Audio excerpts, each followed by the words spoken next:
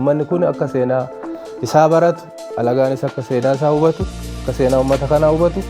Maqaan magaalaa lafa Shiree jedhamtu Siree ture.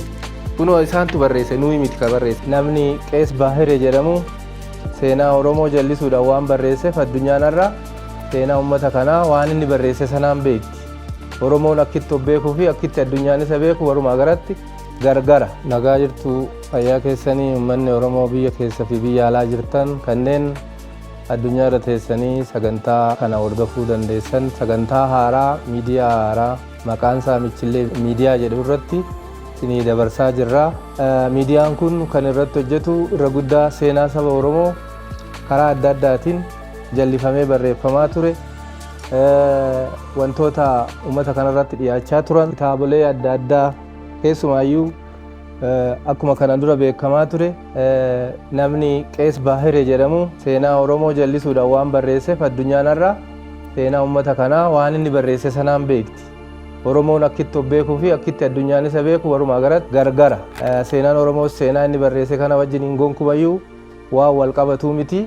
Haa ta'uutii achi keessatti inni waan dhugaa Oromoo karaa jibbaatinis ta'u waan barreesse qabaatullee seenaa kana hundee godhachuudhaan har'a miidiyaan adda addaa namoonni adda addaa miidiyaan istiriimiin guguddichi biyya kana keessatti argamu uummata Oromoo irratti seenaa sana rifiraansii godhatee waan tokko tokko uummata kana irratti dhiyeessaa jiran. Kanaanis fakkeenyaaf bara 2012tti kitaabni Qaddamti Bararaa jedhu Qaddamti Addis Ababaa Bararaa jedhamtu kan የአማራ ምሁራን ማህበር jedhuun barreeffame waan jallinaa dhimma magaalaa Finfinnee ilaalchisee waan boruufillee seenaa ta'u waan uummata kana wajjin lafa kana wajjin waliin qabanne barreeffamee jira. Kanarratti kan deebiin kenname waan xiqqoodha. Namni deebiitti kennan amma tokko deebii kan kennan Tafarii Buzaayyoo Doorsisaa kan jedhaman baay'ee galatoomanii. Kanarraan kan hafe namni waa'ee kanaa dubbate takkallee hin jiru. Kanaafuu akkuma seenaa kitaaba Abbaa Baay'ee barasanii kitaabileen akkanatti yeroo yerootti barreeffamaa jiran kun uummata kanarratti seenaa dabaa biqilchaa fi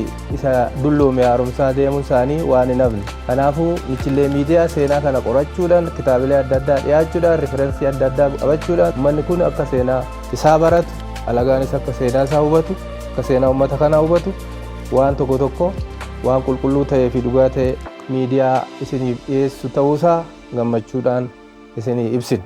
Kanaafuu seenaan Oromoo bal'aadha.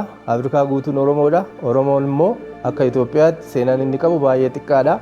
Inni xiqqaatee otoo hin taane biyyattii kana keessatti seenaan isaa barreeffame, isaaf dubbatame, isarratti hojjetame baay'ee kan isa hin ginnee fi baay'een isaa gadi ta'e xiqqaadha.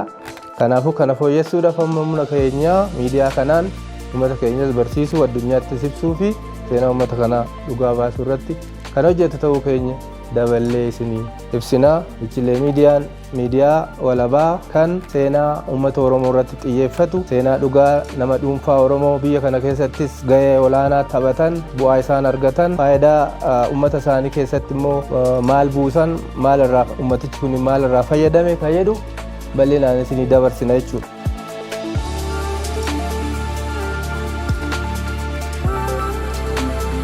Kanaafuu miidiyaa kana guddisaa, sheer walii godhaa, walii faffacaasaa, walii daddabarsaa, yaadaa fi yaadannoo keessanis karaa yaadaatiin nu ergaa.